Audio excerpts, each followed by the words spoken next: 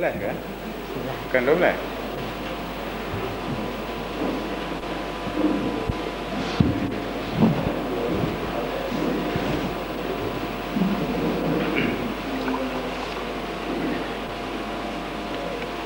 Assalamualaikum warahmatullahi wabarakatuh. Alhamdulillah wassalatu wassalamu ala Rasulillah wa ala alihi wa ashabihi wa man tabi'ahu wa wala. Saudara pengurusi, hadirat yang dihormati sekalian. Alhamdulillah kita sampai ke siri yang ke 11 atau 12.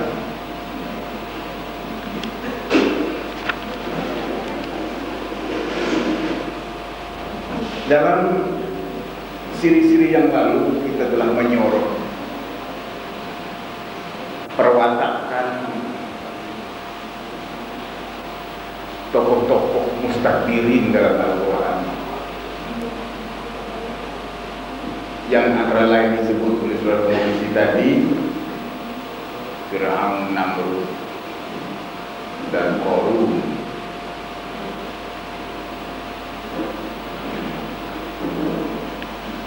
Watak-watak dalam Al-Quran sebenarnya, selain dari watak-watak sejarah yang memang wujud manusia-manusianya,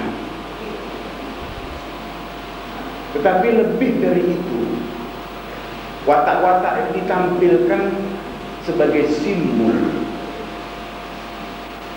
simbol fenomena sosial yang wujud di sepanjang zaman.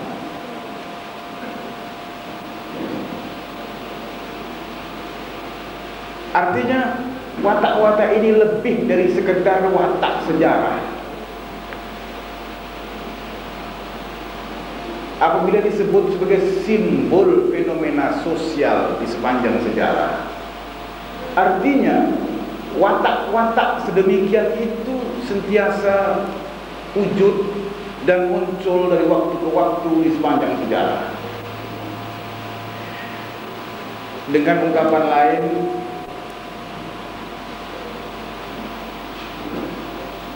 dari waktu ke waktu akan sentiasa muncul korun baru dalam pelbagai size dan kelas.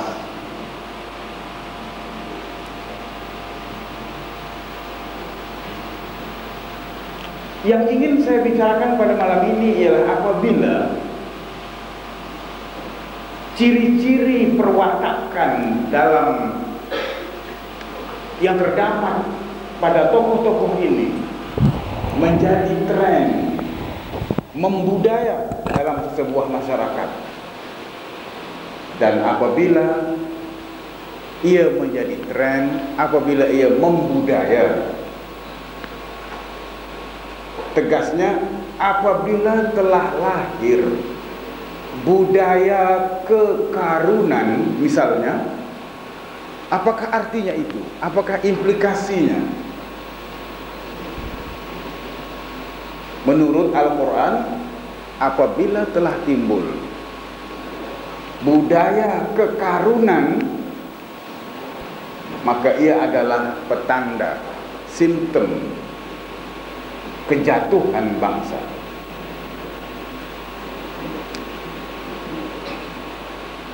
Itulah yang menjadi tema kuliah malam ini, yaitu kejatuhan bangsa-bangsa akibat dari membudayanya ciri-ciri kekorunan itu.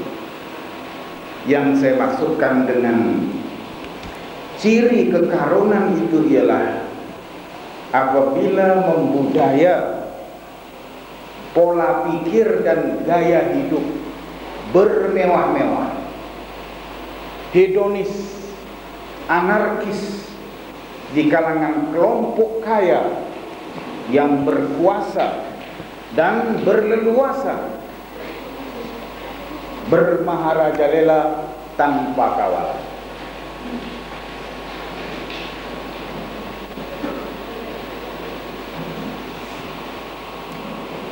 wujudnya kelompok kaya yang berkuasa,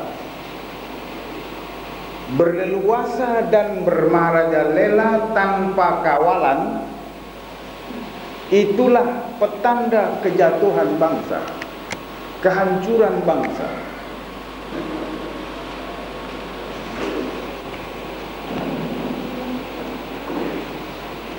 Dan ini berpunca dari wujudnya sistem yang memungkinkan berleluasanya penimbunan harta secara curang oleh kelompok kecil dalam masyarakat. Penimbunan harta secara curang oleh sekelompok anggota masyarakat, sehingga lahir apa yang dikatakan as-sara atau al-ghinal fahish, sehingga tertimbunlah al-ghinal fahish atau as-sara al-fahish, kekayaan yang cemar, harta yang kotor.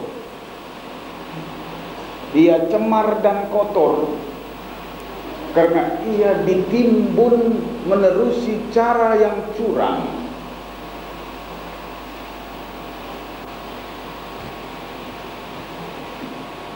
Dan ini diikuti dengan gaya hidup yang disebut sebagai taraf,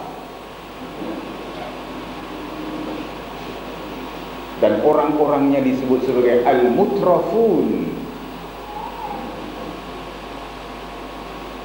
Gaya hidup luxurious, gaya hidup bermewah-mewah yang melampaui batas, tenggelam dalam nafsu, lupa daratan, penyalahgunaan nikmat yang seharusnya disyukuri disalahgunakan untuk tujuan-tujuan dan kegiatan-kegiatan jahat, khianat dan kotor.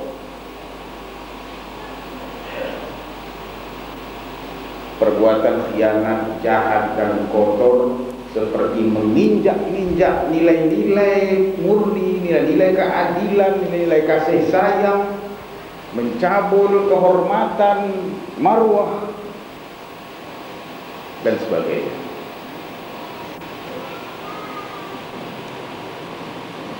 Ini berarti bahwa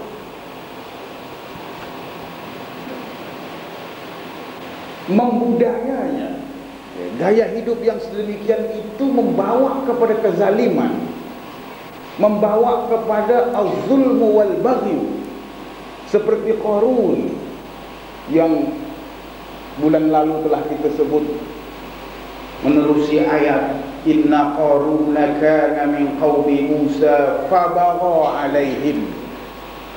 Qarun dari kaum Musa itu bagha alaihim, menzalimi kaumnya. Ia menjadi zalim, menganiaya kaumnya, menindas kaumnya dengan harta kekayaan yang dimilikinya. Wa atainahu minal kunuzi ma inna mafatihahu latanuqu bil usbati ulil quwwah. Karena dia kaya luar biasa, maka datanglah nafsu buasnya sehingga menganiaya dan menzalimi kaumnya.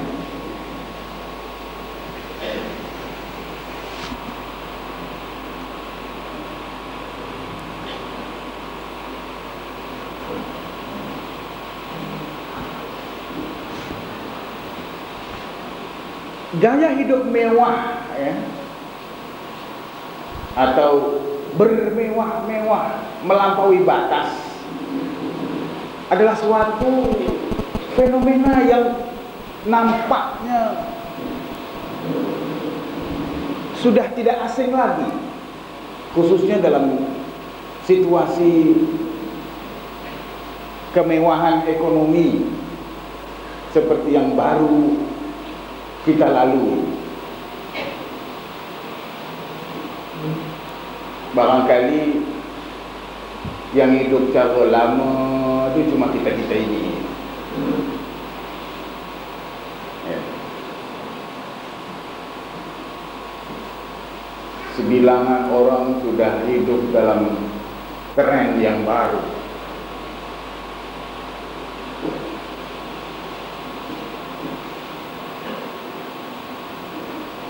Kita aja yang hidup cara lama masih begitu lagi. Orang lain katakanlah, kalau nak cari contoh, kita carilah contoh yang betul dan selamat. Katakanlah famili Soeharto, saya kira selamat. Seperti yang disebut dalam majalah Tempo March yang lalu, yang membongkar kekayaan keluarga Soeharto di bawah tajuk buang duit gaya dinasti cendana. Keluarga Soeharto itu disebut sebagai dinasti cendana. Bagaimana mereka membuang-buang duit di tengah-tengah penderitaan rakyatnya. Antara lain, artikel itu menyebut kekayaan dinasti cendana itu berupa rumah berjuta pound sterling di Inggris, rally mobil di Australia, perburuan di Selandia Baru, perjudian di Christmas Island, dan segunung tas belanja yang tak sempat dibuka. Itu hanya sebahagian.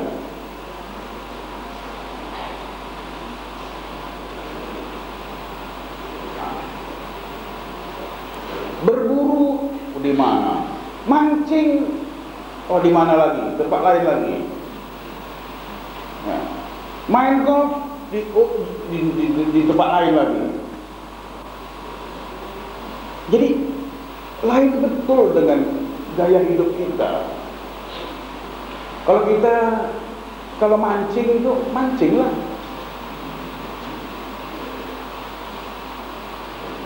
Ya. Cari parit-parit, gali tanah, cari cacing.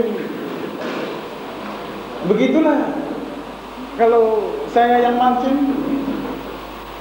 Tapi kalau dinasti cendana ini yang mancing, cukup dengan bot yang paling canggih, entah di laut mana, entah ikan apa yang dipancing, dan entah berapa harganya pancingnya itu. Dan yang jelas mereka tidak mancing di negara sendiri.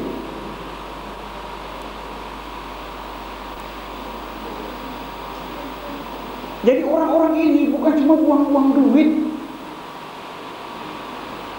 tapi lebih dari itu. Lebih dari itu menggunakan duit untuk menganiaya, untuk menindas, untuk menipu rakyat jelata yang telah diperbodoh. Karena itulah maka ada orang menganalisis tentang orang-orang kaya seperti itu dengan mengatakan, wa yastati'u ashabu hadha ath-thara'il fahish an yusaytiru ala jihazi ad-dawlati wa adawati al-hukmi fi mujtama'ihim li khidmati ma'aribihim wa ziyadati tharawatihim bimukhtalafil wasail al-mutahati lahum. Bal innahum la yastakhdimuna amwalahum fi syira'i dhimami wa rishwatil hukam. Orang yang punya duit yang banyak itu menguasai aparat, menguasai agensi-agensi pemerintahan dan menggunakannya untuk menambah harta mereka yang sudah banyak itu. Malah mereka menggunakannya untuk membeli pemimpin-pemimpin, menggunakan duit untuk membeli hakim-hakim, wariswatil hukam. Dan inilah yang diperingatkan oleh Allah Subhanahu wa taala dalam firman-Nya, wala ta'kulu amwalakum bainakum bil batili wa tudlu biha ilal hukam litakulu fariqam minan nasi bil ithmi. Janganlah kamu makan harta di antara kamu secara batil, wa tudlu biha ilal hukam. Wa tudlu biha ilal hukam, terjemahan mengikut pimpinan Ar-Rahman, jabatan Perdana Menteri, dan janganlah kamu menghulurkan harta kamu memberi rasuah kepada hakim. Jadi artinya ada orang berduit yang begitu mampu membeli segala-gala sampai mampu membeli hakim. Shoppingnya luar biasa. Kalau kita shopping kan cuma beli selipar, beli singlet, dia beli hakim.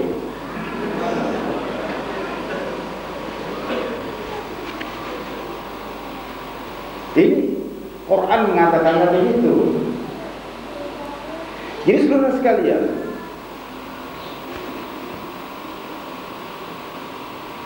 saya pikir fenomena yang kita sebut ini bukan fenomena yang luar biasa, bukan sesuatu yang asing. Ini bukan cerita 1001 malam, tapi betul-betul kenyataan yang ngetren di negara-negara yang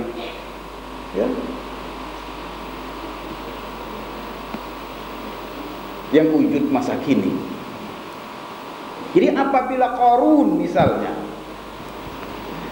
seperti yang telah kita baca ayat mengenainya bulan lalu, fa kharaja ala qaumihi fi zinatihi. Qarun itu bila tampil di khalayak masyarakatnya, dia tidak tampil simple, tapi tampil dengan segala perhiasan, mempamerkan kekayaannya sehingga dikagumi orang. Apa tujuannya dia mempamerkan kekayaannya itu? Tujuannya ialah untuk meyakinkan masyarakatnya bahwa dia mampu segala-galanya, bahwa dia mampu mengupah, dia mampu membeli. Karena itu rakyat jangan cakap banyak, ya. Segalanya aku boleh beli. Jadi untuk meyakinkan, di samping menakut-nakutkan.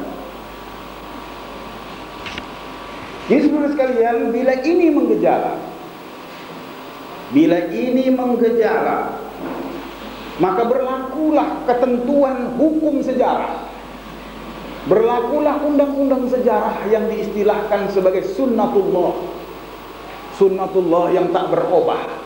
Bahwa bila ini menggejala, maka itulah petanda kejatuhan bangsa. Al-Quran menetapkannya begitu. Bila ini menggejala dan tidak ada usaha untuk membendungnya, itulah petanda kejatuhan bangsa. Itulah simptom kejatuhan bangsa. Demikian yang diisyaratkan dalam ayat surah Al-Isra. Al-Isra ayat 16, wa idza aradna an nuhlika qaryatan amarna mutrafiha fa fasaqu fiha fa haqqa 'alaiha al-qawlu fadammarnaha tadmira. Dan apabila kami mau menghancurkan sesebuah kota, sesebuah negara, sesebuah kampung, sesebuah bandar, amarna mutrafiha, kami berikan kekuasaan kepada orang-orang yang mewah, moncah ini.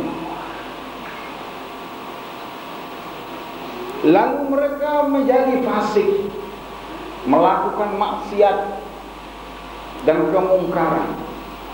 Fahaqqa 'alaihal qaul. Maka dengan demikian mereka telah menepati ketetapan undang-undang Tuhan. Fadammarnaha tadmira. Lalu kami hancurkan mereka sehancur-hancurnya. Ayat ini mengungkapkan satu hukum sejarah, mengungkapkan satu undang-undang sejarah. Apabila sesebuah masyarakat itu telah menepati sebab-sebab kehancuran, yaitu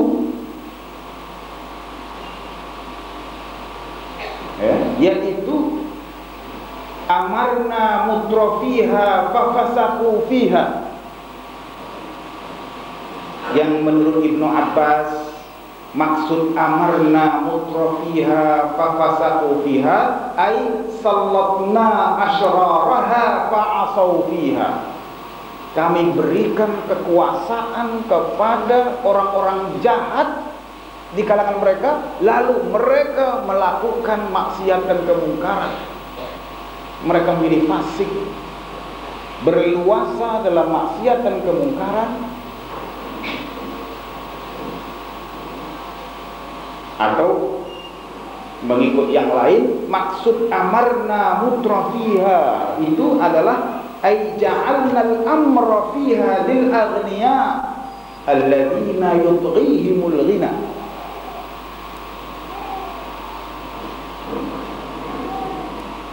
Kami berikan tampuk pemerintahan, kekuasaan, urusan negara kepada al-aghniya, kepada orang-orang yang berduit, kelompok berduit, kelompok hartawan yang telah rusak akibat kekayaannya, akibat telah mabuk kekayaan.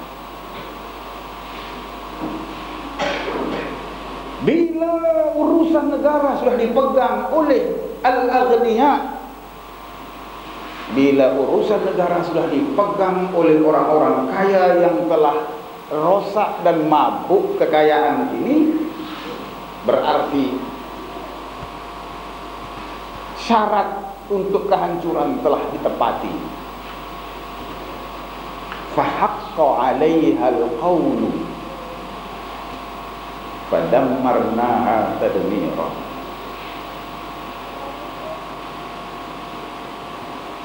Ayat Al-Quran menggunakan istilah mutrafiha, mutraf atau jamaknya al-mutrafun, orang-orang yang punya kekayaan luar biasa banyaknya, lalu lupa daratan. Itulah yang dimaksudkan dengan al-mutrafun. Wal mutrafuna fi kulli ummatin hum tabaqatul kubara an-na'imin alladzina yajidul mala wa yajidul khidama wa yajiduna raha.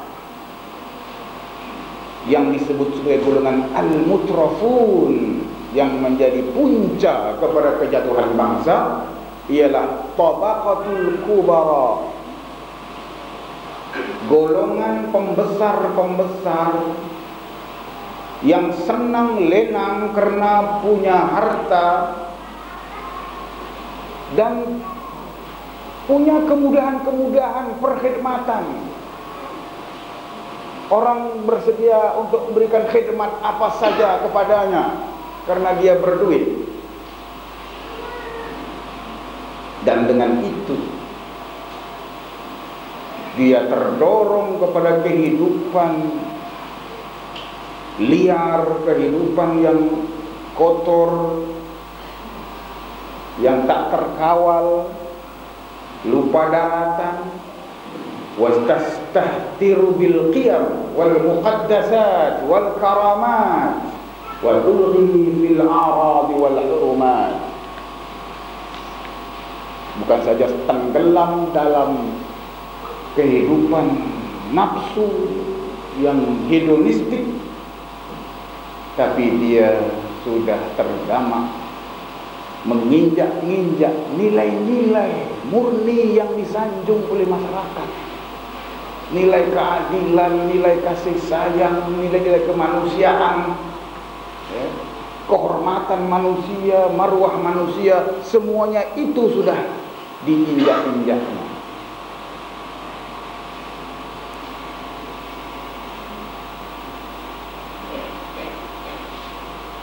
Mereka dapat berluasa begitu karena lam yajidu man yadribu ala aydihim, karena tidak ada kekuatan, tidak ada force dalam masyarakat itu yang dapat menyekat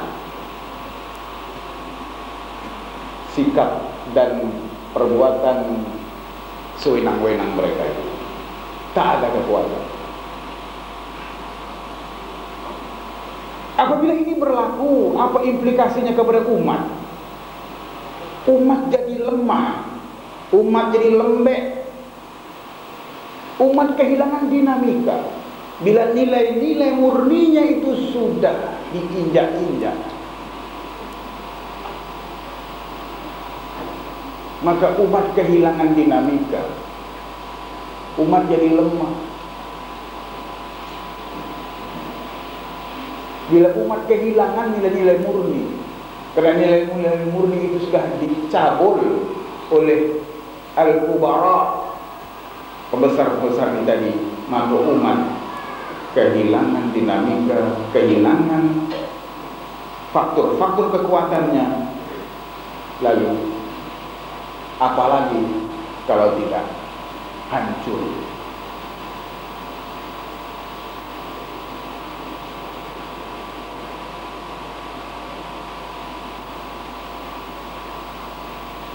Demikianlah sunnatullah, demikianlah undang-undang sejarah yang tak berubah bila-bila dan di mana-mana pun. Apabila Allah Subhanahu wa taala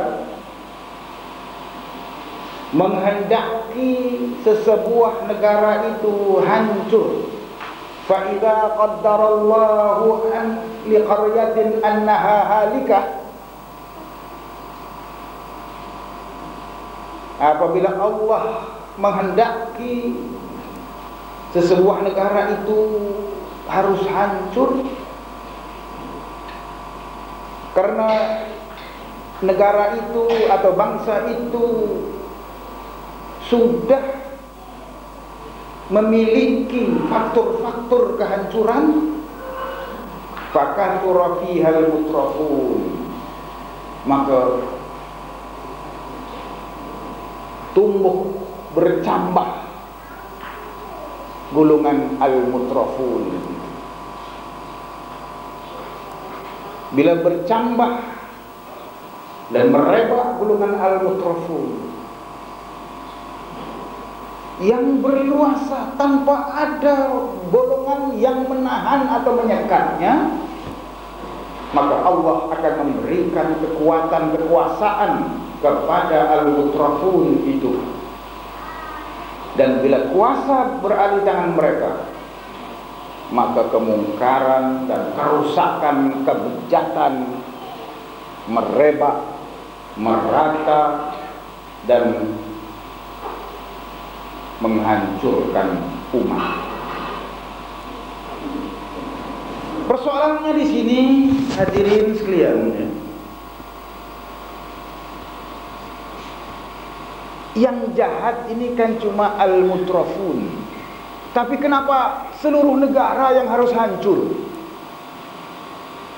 Wa idza aradna an nuhlika qaryatan, seluruh kampung binasa, seluruh kota hancur, seluruh negara binasa.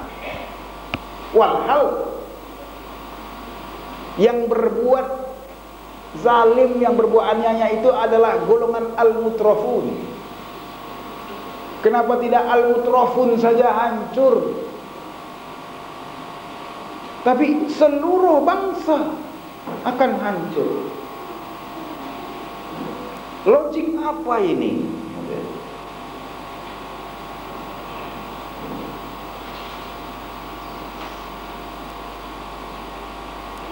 Logik Al-Quran ialah bahwa orang lain yang di luar, yang bukan golongan mutrafun juga ikut hancur karena mereka tidak berbuat apa-apa melihat gejala merebak dan bercambahnya kehidupan al-mutrafun. Mereka menerima dan mengalah dan tidak berbuat apa-apa. Nah, itu salahnya. Dan karena itulah maka seluruh negara, seluruh kota, seluruh kampung hancur.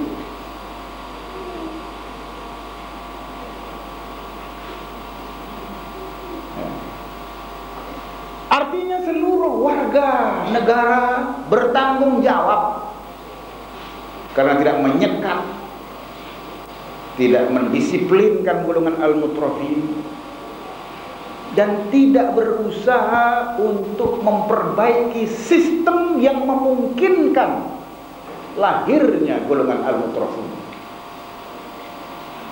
Yang harus disekat bukan cuma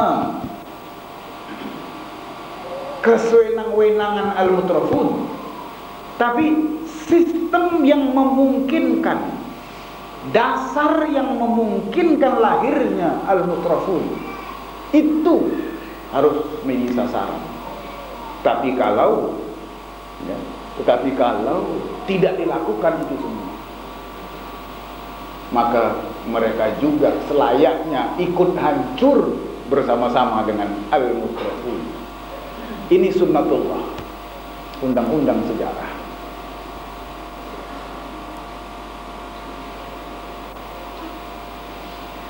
Orang zalim, orang al-mutrafun tidak dapat melakukan kezaliman semata-mata ingin melakukan kezaliman. Mereka melakukan kezaliman apabila mereka mendapati tidak ada siapapun yang menghalang mereka dari melakukan kezaliman.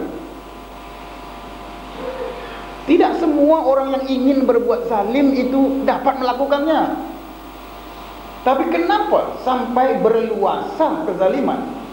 Berluasanya kezaliman karena mereka yang ingin melakukan kezaliman tidak menemukan sebarang tentangan.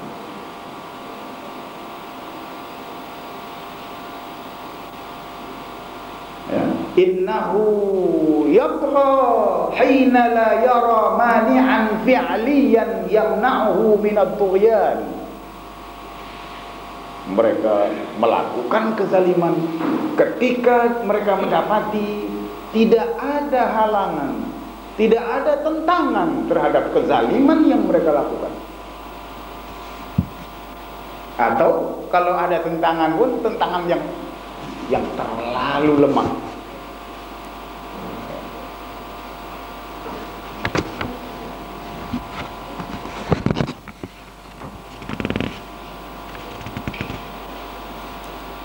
Secara demikian undang-undang sejarah sunnatullah yang berlaku di sepanjang zaman di mana-mana saja petak bumi dunia ini.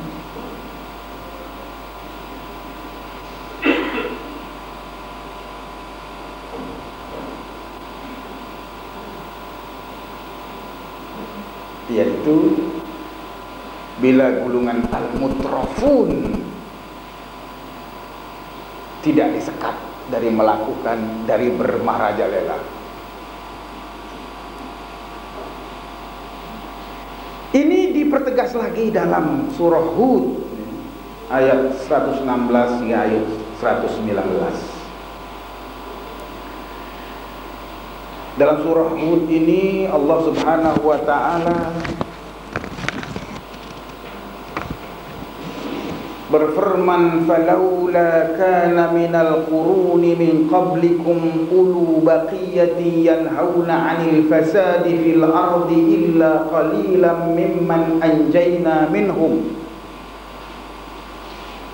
wattaba'al ladzina zalamu ma utrifu fihi wa kanu mujrimin wa ma kana rabbuka liyuhlikal qura bi zulmin wa ahluha muslihun.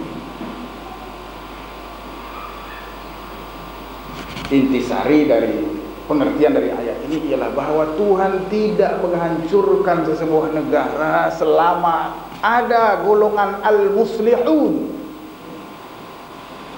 selama ada kegiatan-kegiatan islah.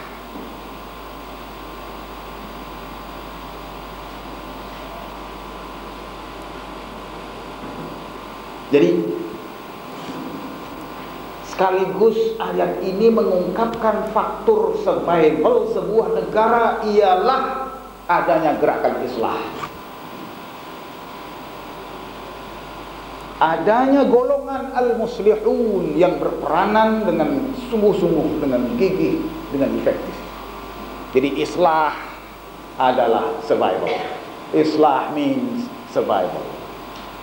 Tanpa islah tidak akan ada survival, tidak akan mencapai survival. Ya, saya gunakan istilah islah, istilah yang selamat insyaallah dunia akhirat.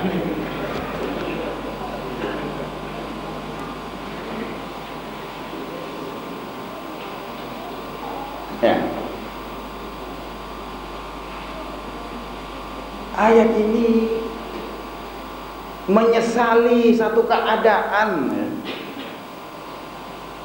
menyesali satu keadaan di mana di kalangan kaum yang telah dihancurkan itu tidak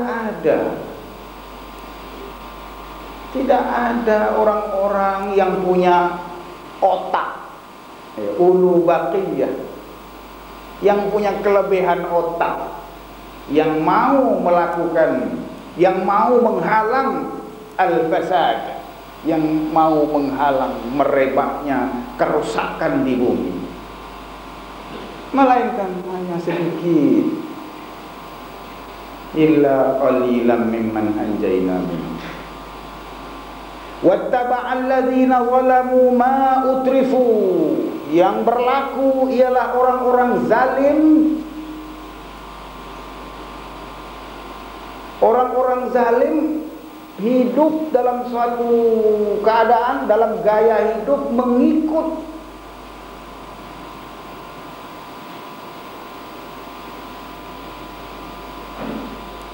atau tenggelam dalam ma utrifu fihi, dalam kemewahan dan poya-poya. Wa kanu mujrimin, dan mereka itu melakukan pelbagai kezaliman. Wa ma kana rabbuka liyuhlikal qura bi zulmin wa ahluha muslihun. Tuhanmu tidak menghancurkan sesebuah negara, sebuah kampung, sesebuah kota bizulmin. Kalimah yang digunakan di sini zul, tetapi zul di sini berarti syirik. Kalimah zulmin di sini ditafsirkan oleh para ulama sebagai syirik. Artinya Tuhan tidak menghancurkan sebuah negara semata-mata karena sebagian warga negaranya itu berakidah dengan akidah syirik. Kalau cuma itu, sedangkan dalam kehidupan mereka syirik, tetapi dalam syirik itu mereka masih menghormati nilai-nilai keadilan, nilai-nilai kemanusiaan, nilai kasih sayang dalam kehidupan sosial mereka, dalam kehidupan kemasyarakatan mereka. Ya. Selagi nilai-nilai keadilan sosial, nilai-nilai murni dalam masyarakat masih dihormati, meskipun warganya syirik, Tuhan tidak hancurkan.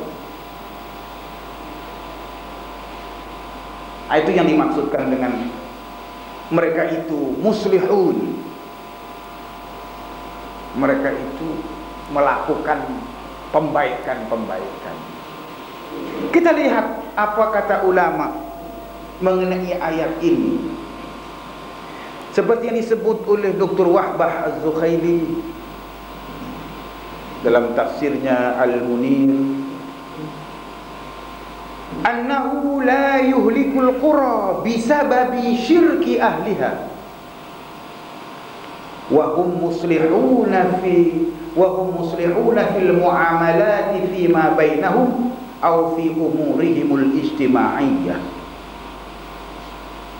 yata'atawna al-haqqa fima bainahum wa la yadummuna ila syirkihim fasadan akhar, ay la yunazzilu adzabal istisal li ajli kaunil qaum mujarrad kaunihim mu'taqidina lisyirki wal kufri, bal innama yunazzilul adzab idza asa'u fil muamalat wasa'u fil idha'i wal zulmi kama fa'ala qaum Syu'aib wa qaum Hud wa qaum Fir'aun wa qaum Lut.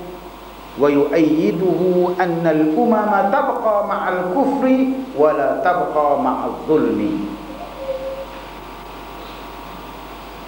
Dr. Wahbah Az-Zuhaili mengatakan bahwa Allah tidak menghancurkan sesebuah negara semata-mata karena faham syirik, karena akidah atau agama syirik yang dianut oleh penduduknya, selagi mereka itu muslihuna fil muamalat fima bainahum, selagi mereka masih menghormati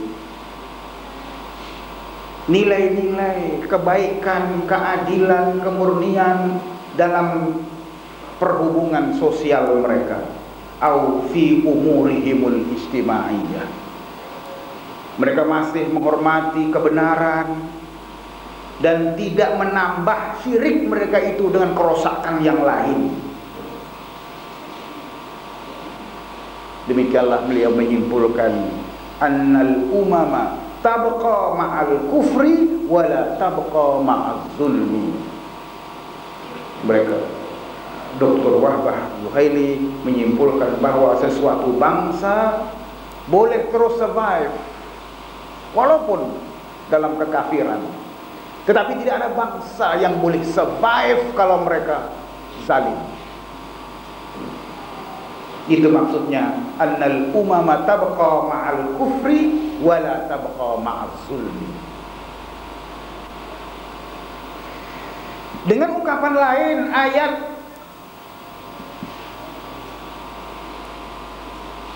wa ma kana rabbuka liyuhlikal qura bizulmin wa ahluha muslihun memberi makna, membawa implikasi bahwa apabila sesebuah masyarakat itu telah mencabul nilai-nilai keadilan sosial,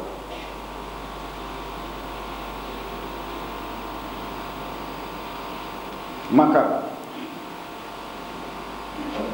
bangsa itu, negara itu akan menghadapi kehancuran total. Adzabul istisal, kehancuran total.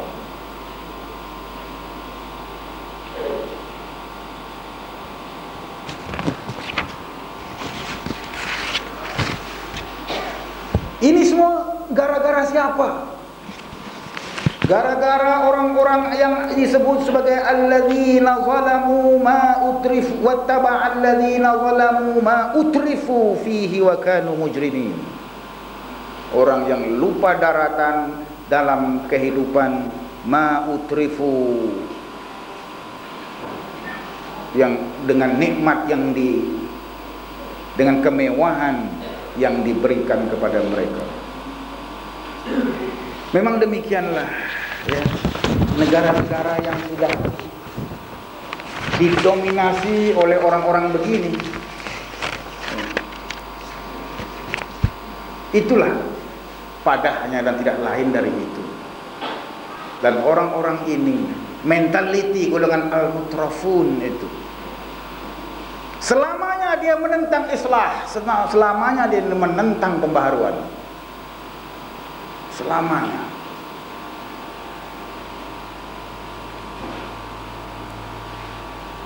Tak payah cari bukti dari penyiasatan-penyiasatan. Al-Quran mengatakannya begitu. Al-Quran mengatakannya begitu, bahwa orang-orang ini selamanya anti islah, anti pembaharuan, anti perubahan.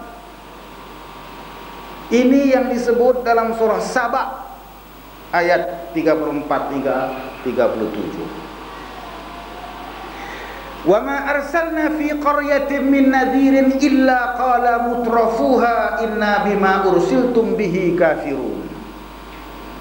Wa qalu nahnu aktsaru amwalan wa auladan wa ma nahnu bimu'adzabin. Qul inna rabbi yabsutur rizqa liman yasha'u wa yaqdir. Walakinna aktsaran nasi la ya'lamun. Wa ma amwalukum wa la auladukum billati tuqarribukum indana zulfa illa man amana wa amila salihan fa ulaika lahum jazaa'ud dhi'fi bima amilu wa hum fil ghurfati aminun. Surah Saba ayat 34 hingga 37.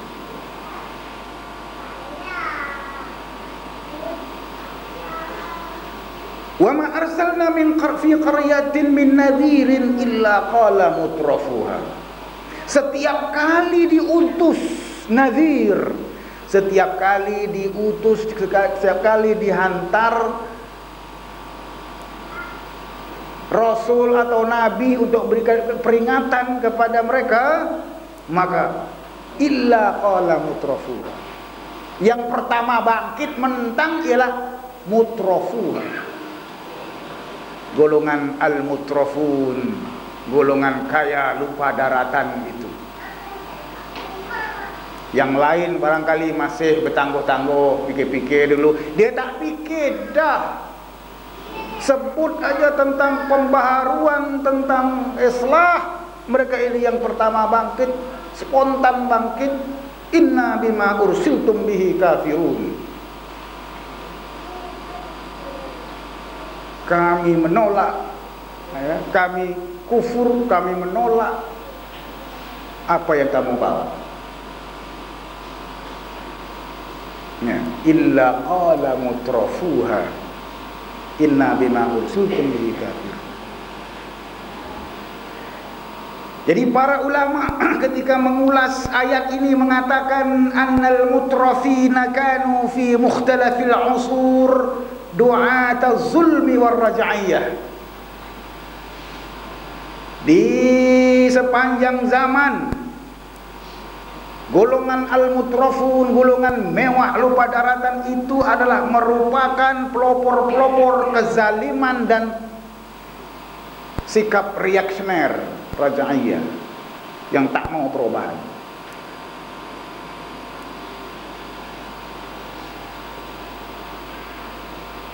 Al-Quran mengisi ayat tadi diulas oleh para ulama dengan mengatakan fal Quran yasiful mutrafina huna bi annahum yukadzibuna al-anbiya'a daiman wa ma'na dhalika annahum yuqawimuna kulla tajdidin aw taqaddumin ijtima'i wa hadhihi tabi'atul ghina wat taraf.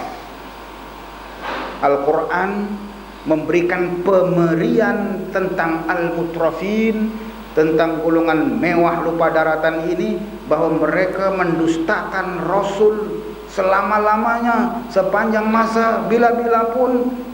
Dan ini bermakna annahum yuqawimuna kulla tajdidin aw taqaddumin atau taqaddumi ijtima'iyyin. Maknanya, implikasinya bahwa mereka menentang setiap dan segala pembaharuan. Yuqawimuna kulla tajdid.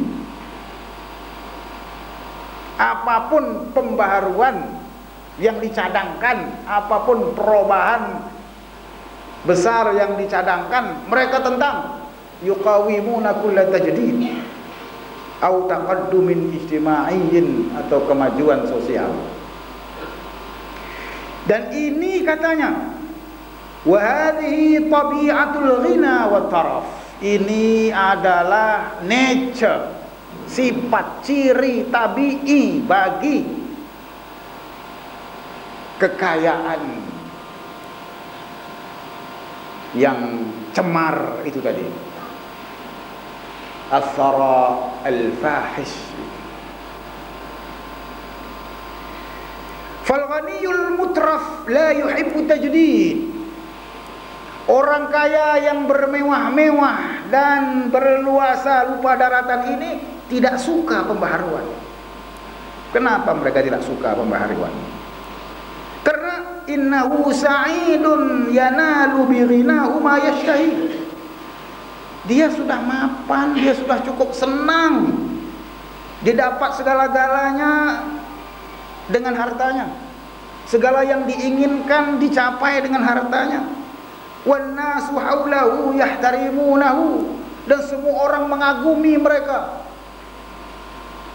Semua orang di kelilingnya mengampu mereka. Nak pembaharuan apa lagi? Fala da'iya ladaihi ila taghyirin. Karena itu dia tak memerlukan pembaharuan. Yang memerlukan pembaharuan ini kita. Orang-orang ini tidak memerlukan pembaharuan, karena pembaharuan itu qad yudhibu bi sa'adatihi wa manzilatihi al-ijtima'iyyah. Karena perubahan itu mungkin akan mengancam dan menggugat status sosialnya, mungkin akan mengganggu kesenangannya.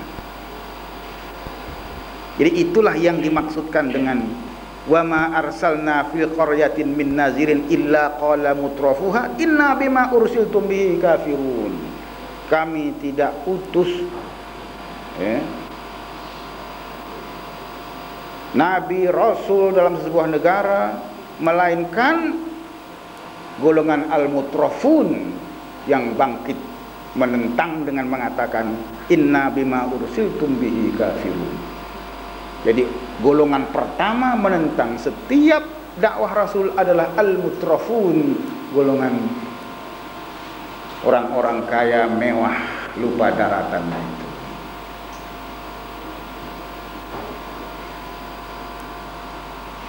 Kalau kita lihat cara berpikir mereka ini, ya, pola pikir golongan al-mutrafun seperti yang dibayangkan dalam ayat ini, mereka sebenarnya tertipu dengan nilai-nilai palsu. Takhda'uhumul qiyam az-zaifah. Mereka terpedaya dengan nilai-nilai palsu. Apa maksud terpedaya dengan nilai-nilai palsu? Karena mereka berpegang kepada nilai bahwa yang menjadikan seseorang itu kuat, seseorang itu terhormat, seseorang itu selamat ialah harta kekayaan dan anak pinak. Nah, itu yang mereka katakan wa qalu nahnu aktsaru amwalan wa auladan wa ma nahnu bimu'adzabin.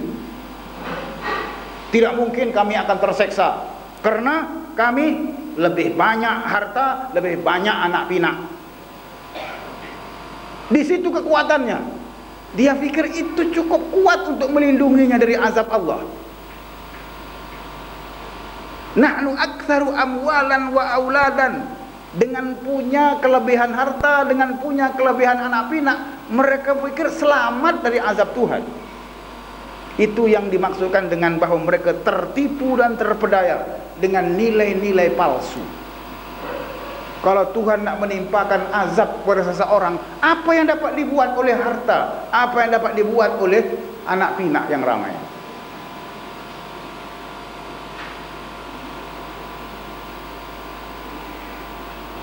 Jadi mereka menyangka bahwa as-sara wal quwwah, kekayaan dan kekuatan anak pinak, ini yang disebut di sini aulad. Orang dulu-dulu seperti dalam masyarakat Quraisy misalnya, memang seseorang yang punya anak laki-laki yang ramai, yang berpuluh-puluh, itu punya kedudukan sosial yang cukup kukuh gitu. Tapi dalam konteks sekarang, kalau kita memahami Al-Quran secara kontekstual, maka barangkali yang dimaksudkan dengan aulad di sini tidak lagi terbatas kepada anak-anak, tapi juga termasuk anak buah.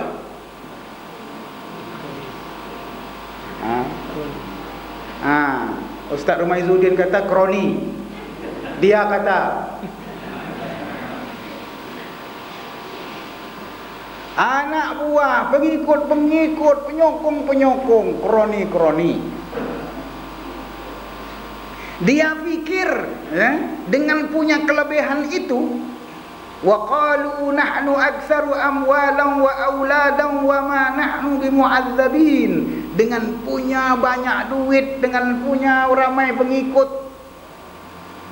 penyokong-penyokong dan kroni-kroni, mereka boleh selamat dari azab Allah.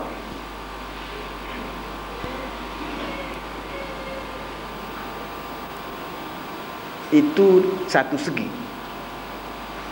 Satu segi yang lain, mereka menyangka bahwa dengan punya anak banyak, dengan punya harta banyak, itu menunjukkan Tuhan sayang kepada mereka.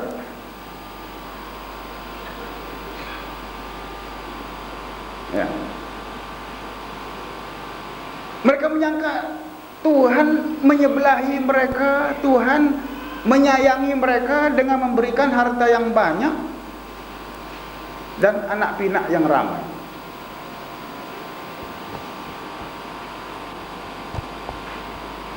Itulah kekeliruan mereka. Karena itu ayat ini, ayat dalam surah Saba ini segera menjelaskan, qul inna rabbi yabsutur rizqa liman yasha'u wa yaqdir walakinna aktsaran nasi la ya'lamun. Sangkaan bahwa orang yang diberi harta banyak, diberi pengikut, yang mendapat pengikut yang ramai, ya, sangkaan konon itu menunjukkan Tuhan menyayangi mereka. Itu tidak benar. Itu tak ada kena-mengena dengan Tuhan sayang atau Tuhan tidak sayang. Tuhan boleh beri kekayaan kepada siapa saja, orang baik atau orang jahat.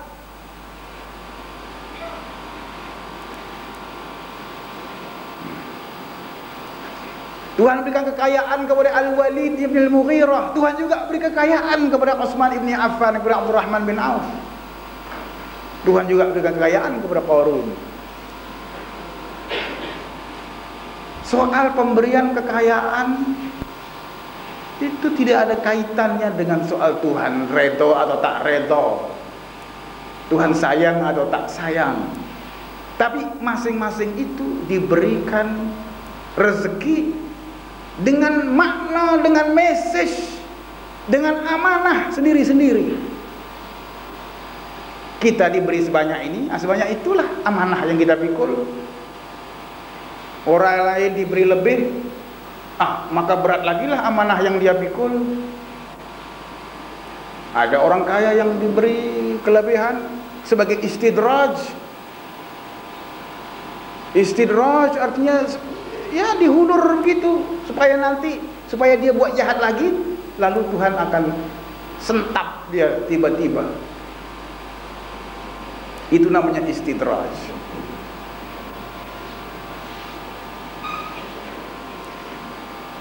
Inilah pula ketololan mereka. Lalu ditegaskan lagi, wa ma amwalukum wala auladukum billati tuqarribukum indana zulfa. Bukan harta kamu, bukan anak pinak kamu yang akan mendekatkan kamu dengan aku. Harta harta dan anak-anak tidak mendekatkan seseorang kepada Tuhannya. Tapi yang dapat mendekatkan Tuhan dengan Tuhan, yang dapat mendekatkan seseorang dengan Tuhan ialah illa man amana wa amila salihah. Orang-orang yang beriman dan beramal saleh. Iman dan amal saleh itu yang mendekatkan seseorang kepada Tuhan. Bukan harta, bukan anak pinak. Orang yang beramal saleh, orang yang beriman dan beramal saleh, itulah yang dijanjikan Tuhan. Faulaika lahum jazaa'ud dhi'fi. Mereka lah orang-orang yang akan mendapat balasan yang berganda atas apa yang mereka buat. Faulaika lahum jazaa'ud dhi'fi bima 'amilu wa hum fil ghurufati aminun. Dan mereka nanti akan ditempatkan di surga aman sentosa. Fil ghurufat. Ini surga yang banyak bilik ini agaknya. Fil ghurufat. Biliknya banyak nih, tidak cuma 6.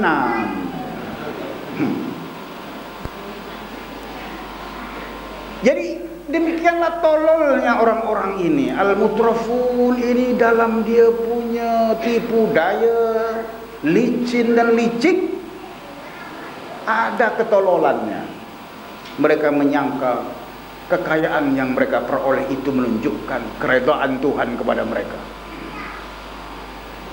Ini yang dijelaskan lagi dalam ayat-ayat ayahsabuna annama numidduhum bihi min malin wa banin nusari'u lahum fil khairat bal la yash'urun.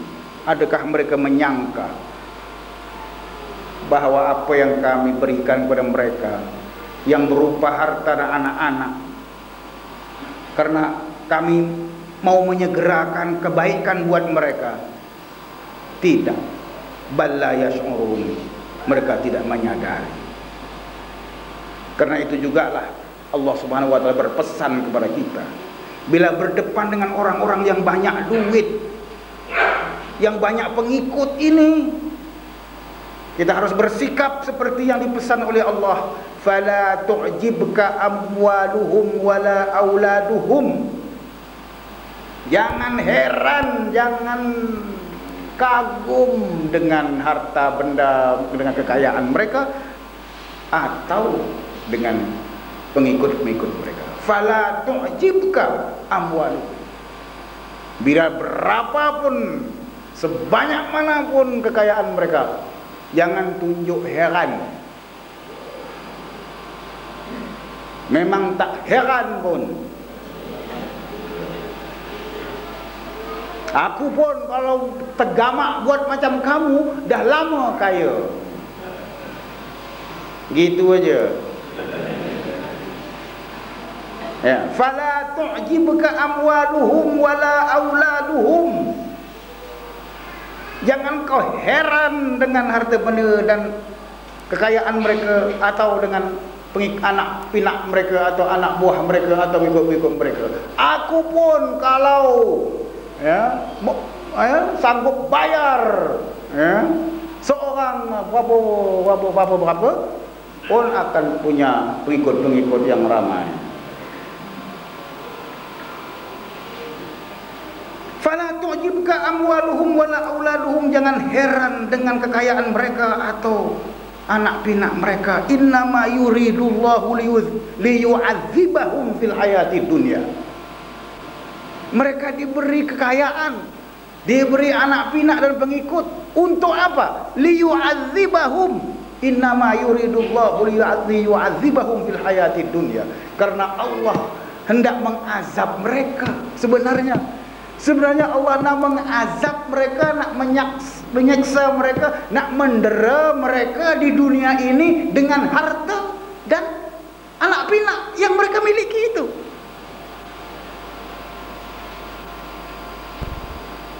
Bukan untuk menyenangkan mereka. Sengaja Tuhan berikan kekayaan, sengaja Tuhan berikan anak pinak yang ramai, anak buah yang ramai, karena Tuhan mau mendera mereka, mau menyiksa mereka dengan kekayaan dan dengan anak pinak yang mereka miliki itu.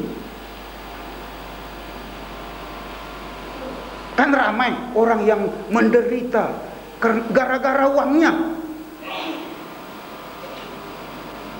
Ramai orang yang menderita gara-gara anak-anaknya.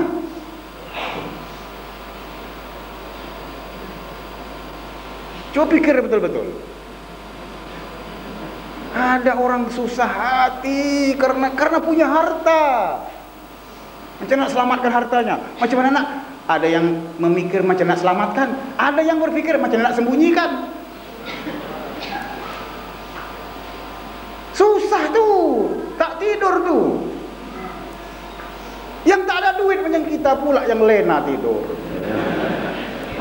Tak ada apa nak disembunyi-sembunyikan. Bukan? Nah. Bukankah ada orang-orang yang menderita, yang kelam kabut karena anak-anak? Anaknya jadi begitu, anaknya jadi begini, anaknya ditimpa itu, anaknya ditimpa ini. Macam mana nak? Gara-gara anak-anak, gara-gara harta benda, mereka menderita. Nah, itu maksudnya.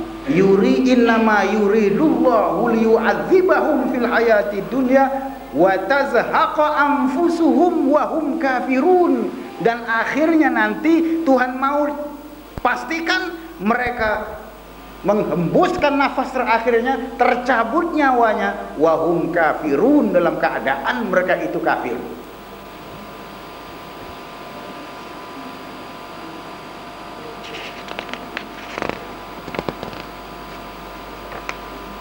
Jadi gitulah saudara sekalian.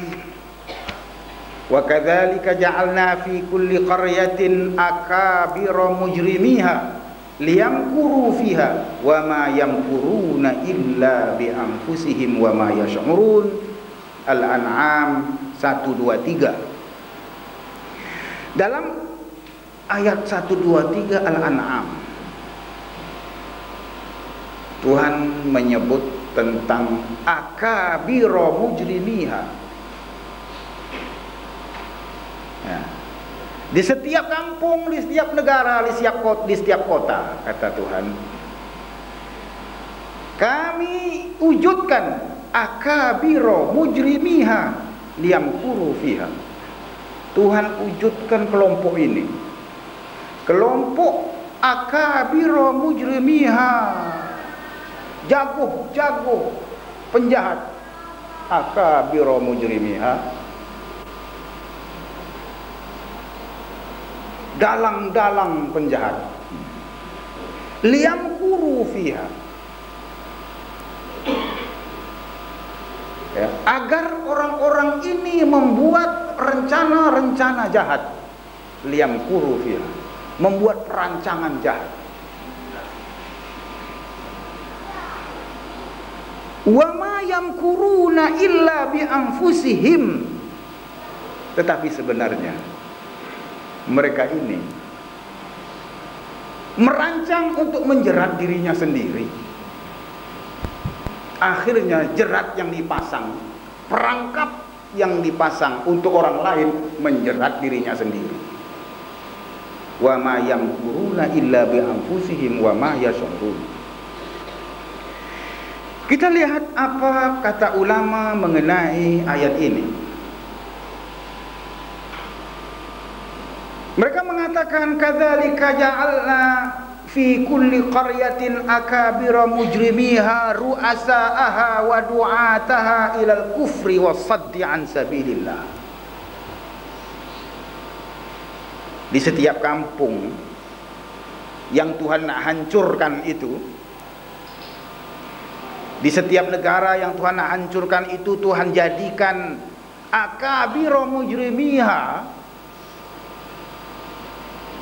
jago-jago penjahat dan dalang-dalang penjahat ini sebagai ru'asa'aha wa du'ataha ilal kufri wasaddi an sabilillah. Orang-orang ini yang dijadikan sebagai ru'asa'aha, ketua-ketuanya, pemimpin-pemimpinnya, liyamkuru fiha, supaya mereka ini dapat merancang, membuat pakatan-pakatan, membuat rencana-rencana jahat Kenapa? Untuk membuat rencana jahat. Ya. Kenapa untuk membuat rencana jahat, perancangan jahat ini Tuhan angkat akabira mujrimiha. Ya. Tuhan assign golongan ini karena li'annahum aqdaru 'alal makri wal khida' wa tarwijil batil bainan nas bihukmi nufuzihim wa siyadatihim wa saytaratihim. Untuk membuat rencana jahat itu lebih efektif kalau orang-orang ini yang buat. Sebab orang-orang ini aqdaru 'alal makri, mereka lebih mampu membuat perancangan-perancangan jahat berbanding orang lain. Kalau orang lain rakyat kerdil, ya, yang kecil-kecil itu membuat perancangan jahat, tak sampai ke mana kejahatannya tuh. Modal tak cukup, pengaruh tidak ada. Modal tak cukup, pengaruh terbatas. Tapi orang-orang ini bila merancang, rancangannya itu, ya, boleh memakan korban yang sebesar-besarnya karena li'annahum aqdar 'alal makri. Mereka punya kemampuan lebih untuk merancang, untuk melaksanakan perancangan, untuk melakukan tipu daya, untuk menyebarkan kebatilan di kalangan manusia bihukmi nufuzihim wa siyadatihim wa saytaratihim, karena mereka mempunyai pengaruh, punya kuasa dan dominasi. Nah, itu kalau mereka tak ditentang. Tapi kalau mereka ditentang, ada kekuatan yang menentang mereka, al-muslihun, maka akhirnya golongan al-muttaqin, al-muslihin, golongan muslihin yang bertakwa, merekalah yang akan menang bila berdepan dengan orang ini. Karena sunatullah menentukannya begitu. Mereka jadi berluasa, menggila, memaharajalela kalau tak ditentang. Tapi kalau ditentang dengan sungguh-sungguh oleh al-muttaqin, al-muslihin, maka sunnatullah, undang-undang sejarah menentukan, wa makaru makran wa makarna makran wa hum la yash'urun fanzur kaifa kana aqibatu makrihim anna dammarnahum wa qaumahum ajma'in wa makaru wa makarallahu wallahu khairul makirin wa la yahiqul makru sayyi illa bi ahlihi. Ini sunatullah. Sunatullah mengatakan bahwa setiap perancangan jahat akan makan tuan. Wala yahiqul makru sayyi'u illa bi ahlihi. Surah Fatir ayat 43.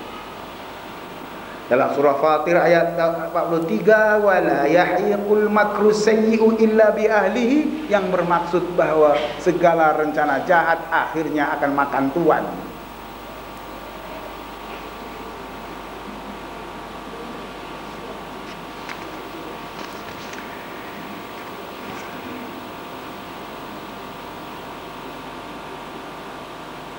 Saudara sekalian, penat juga bantai orang mikrofon.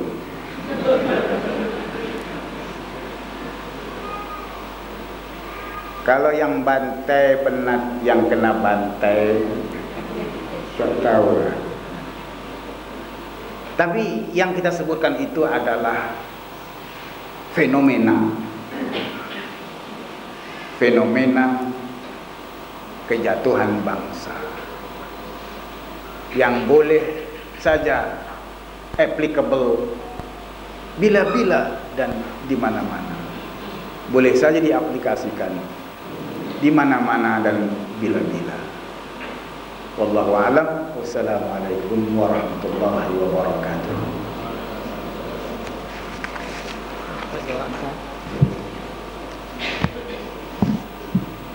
Terima kasih kepada kita. membicarakan tentang jatuhan manusia akibat budaya dan ciri-ciri kemewahan apabila satu masyarakat mereka di dalam masyarakat tersebut natural, yaitu kemewahan, maka masyarakat itu akan menjadi lemah dan kejatuhan bangsa tersebut dapat diselamatkan dengan gerakan Islam.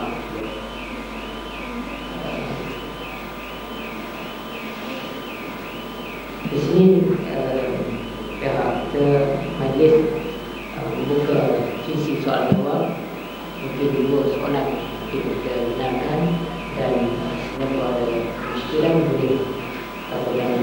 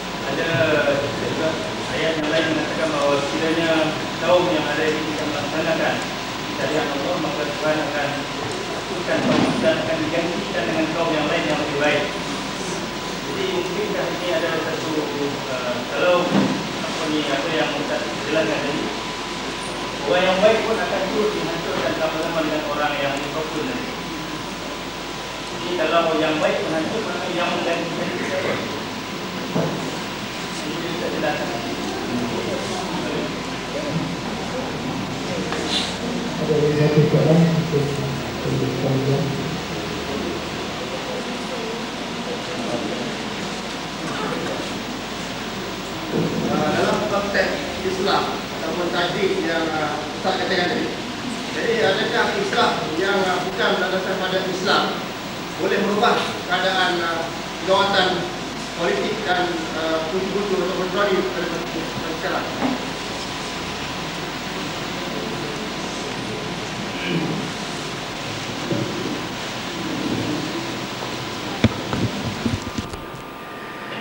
Saudara pengurusi dan para penanya, hadirin-hadirat yang dihormati sekalian,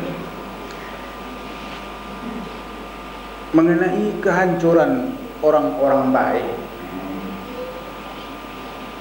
yang dikira dan digolongkan senasib dengan al-mutrafun,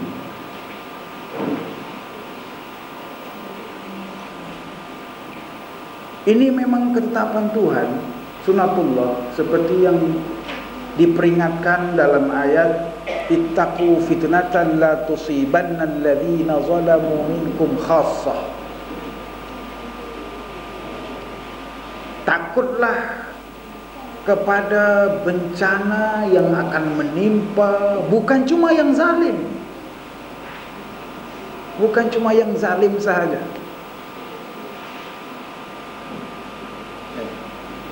Ittaqu fitnatan la tusibanna allazina zalamu minkum khassah.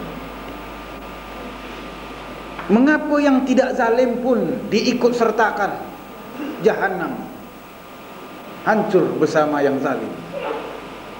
Karena mereka tidak berbuat apa-apa, menyaksikan kezaliman berleluasa.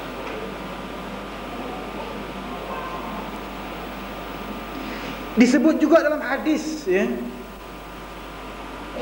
tentang perlunya gerakan amar ma'ruf nahi mungkar, gerakan islah. Karena risiko meninggalkan gerakan islah, risiko meninggalkan amar ma'ruf nahi mungkar terlalu besar. Seperti disebut dalam hadis, la ta'murunna bil ma'ruf wa la tanhauna 'anil munkar aw la yusallitanna 'alaikum shirarakum.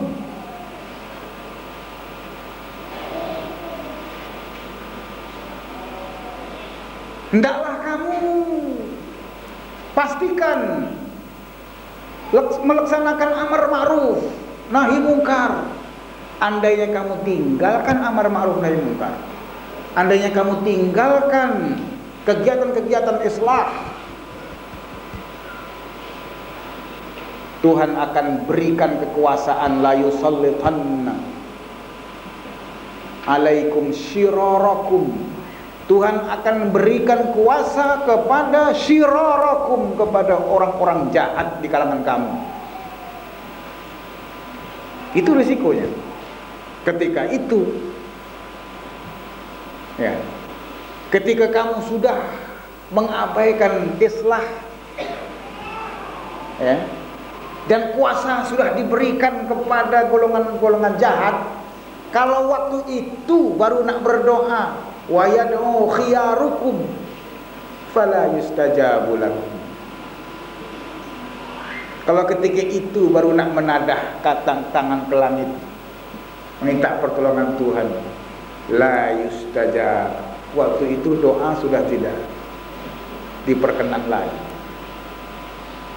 Jadi karena itu islah amar ma'ruf itu adalah syarat survival. Mengenai mereka yang dihancurkan, kalau sudah hancur begitu, siapa yang nak menggantikan? Ya, sunatullah juga menentukan bahwa apabila sesuatu generasi atau suatu bangsa telah kehilangan daya juang, ya, kehilangan daya juang untuk menegakkan kebenaran, untuk menegakkan keadilan, ya, sudah mengalah begitu, maka Tuhan akan gantikan dengan generasi lain, dengan golongan lain yang lebih baik, yang lebih mampu. Dalam satu ayat Tuhan mengatakan, illa tanfiru yu'adzibkum 'adzaban syadidan wa yastabdil qauman ghairakum. Andainya kamu tidak mau berjuang, andainya kamu tidak lagi mau memperjuangkan kebenaran, keadilan dan sebagainya, kamu lebih suka beristirahat, rileks, tak mau berjuang, yu'adzibkum 'adzaban, Tuhan akan timpakan azab ke atas kamu, wa yastabdil qauman ghairakum, dan Tuhan akan gantikan kamu dengan qauman ghairakum, dengan kaum yang lain dari kamu. Maksud kaum lain mungkin betul-betul kaum lain atau generasi lain. Generasi ini dah tak boleh pakai, dah kondem. Tunggulah hingga lahir generasi baru. Mungkin begitu. Seperti yang terjadi kepada Bani Israel yang sudah mengalami kematian daya juang. Ketika diajak untuk berjuang, mereka menjawab, idhab anta wa rabbuka faqatila innaha huna qa'idun. Pergilah engkau bersama Tuhan, berdoa dengan Tuhan, cukuplah. Innaha huna qa'idun, dan relax saja di sini. Nah, ini generasi yang sudah hilang daya juang, inilah yang dihukum Tuhan, diazab Tuhan, ya. Arba'ina sanatan yatihuna fil ard, 40 tahun sesat. Di 40 tahun itu satu era yang cukup untuk menghapuskan satu generasi, untuk melahirkan satu generasi lain yang tidak lagi berjiwa begitu, yang tidak lagi berjiwa hamba begitu, tapi sudah berjiwa merdeka, berjiwa pejuang. Ya. Nah, jadi dalam ayat yang lain disebut tentang ciri generasi yang menggantikan itu, mereka itu tidak seperti kamu. Ya, generasi baru yang menggantikannya itu tidak seperti kamu, artinya punya quality yang berbeda. Mengenai islah dalam konteks kita, ini soal pertanyaan kedua. Tentu saja apapun pembaikan yang ingin kita lakukan, gerakan islah atau apapun namanya,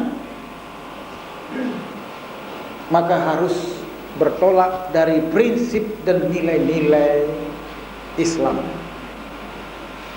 Soal sama ada itu nak dideklarasikan atau tidak, ini hanya soal strategi. Tetapi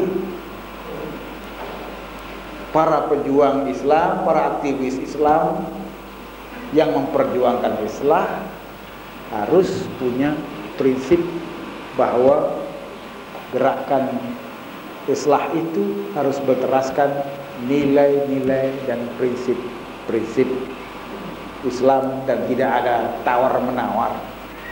Dan prinsip-prinsip dan nilai Islam itu umumnya adalah prinsip-prinsip dan nilai-nilai yang universal. Terima kasih.